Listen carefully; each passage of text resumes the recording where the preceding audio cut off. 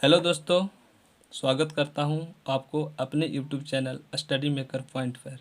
मैं हूं रवि कुमार और आज हम लोग पढ़ने वाले हैं परिमेय संख्या तथा अपरिमेय संख्या यानी rational number and irrational number related महत्वपूर्ण फैक्ट को।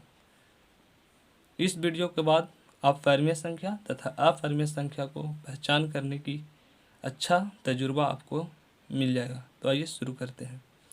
परिमेय संख्या यानी रेशनल नंबर, परिभाषा यहाँ पर लिखे हैं, जो संख्या p बटा q के रूप में लिख सकते हैं लेकिन q नॉट इक्वल टू 0 हो तो उसे हम परिमेय संख्या कहते हैं। यहाँ पर लिखे हैं गया है q नॉट इक्वल टू 0। इसका तात्पर्य क्या है, यानी कि q बराबर 0 नहीं होना चाहिए। p बटा q के रूप में हो लेकिन q बराबर 0 नहीं होना चाहिए। तो इसको अच्छी ढंग से समझते हैं। q not equal to 0 means, तो यहाँ लिखें p बटा क्यू, फिर इक्वल दिए, एक क्यू p बराबर लिख लिए 4 और q बराबर लिख दिए 0। यानी कि p यदि q बराबर 0 होता है तो यह परिमेय नहीं होगा। यहाँ पर लिखा गया है कि q नॉट इक्वल टू 0 यानी q 0 नहीं होना चाहिए। अगर 0 आप लिखते हैं यानी कि 4/0 लिखते हैं तो इन्फिनिटिव हो जाएगा, जो कि परिमेय संख्या नहीं होगा। इसलिए दूसरा बार में देखते हैं p बटा q बराबर, यहाँ अगर लिखते हैं p बराबर 0 q बराबर 1 तो बराबर 0 हो जाता है।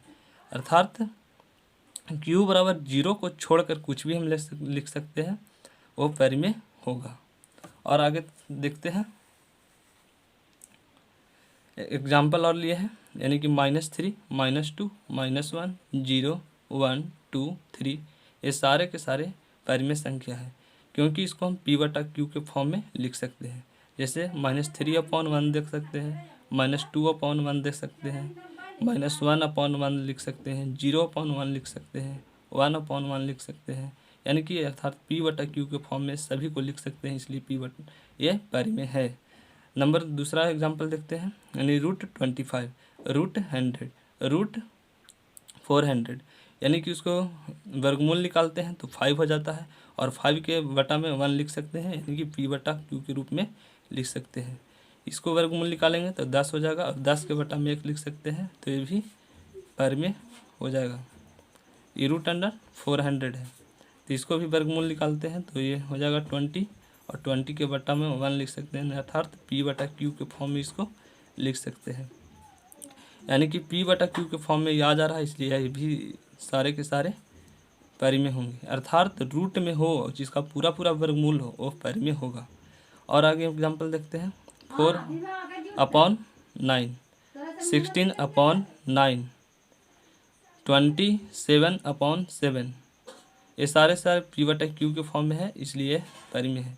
यहाँ पर लिखते हैं 23.4/9, इसको भी हम p बटा q के फॉर्म में लिख सकते हैं। जैसे 2234/9 और यहाँ पर पॉइंट हटाते हैं तो एक 0 आता है, तो 2234/90, यानी कि ये भी p बटा q के फॉर्म में आ गया है, इसलिए भी परिमेय है। और आगे एग्जाम्पल देखते हैं,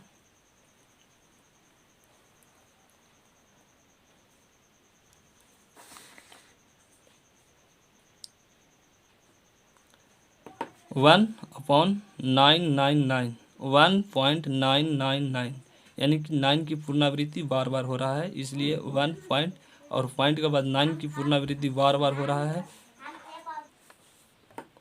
यानी कि पॉइंट के बाद जो 9 है वो बार बार रिपीट हो रहा है, इसलिए 1 पॉइंट और 9 के ऊपर रेखरिंग करते हैं। फिर इक्वल लिखते हैं, 1 प्लस पॉइंट के 1 है तो 1 लिख दिए और पॉइंट के बाद प्लस दिए और फिर 9 लिखे। और 9 का जो रेखरिंग है ऊपर रेखरिंग है, एक 9 के ऊपर रेखरिंग है, इसलिए बटा में एक 9 लिखते हैं। 9 से 9 कट गया यानी कि 1 हो गया, 1 1 2 यानी कि 2, और इसको में फिर बटा कर सकते हैं 1, यानी कि ये भी p बटा q के फॉर्म में आ गया, इसलिए ये भी क्या है, परिमेय है। आगे चलते हैं, 2.96 यानी कि 96 को ऐसे भी लिख सकते हैं, इक्वल लिखे हैं 2.969696, यानी 9 6 क्यों बार बार लिख रहे हैं, क्योंकि इसको 9 और 6 के ऊपर रेखरिंग दिया हुआ है, यानी कि 9 6 की पुनरावृत्ति बार बार हो रहा था, इसलिए 9 6 9 6 9 6 लिख दिए। फिर डॉट डॉट डॉट कहाँ तक, इन्फिनेटिव तक। यहाँ पर लिखते हैं कि 2, यहाँ पर देखते हैं थोड़ा सा कि 2.96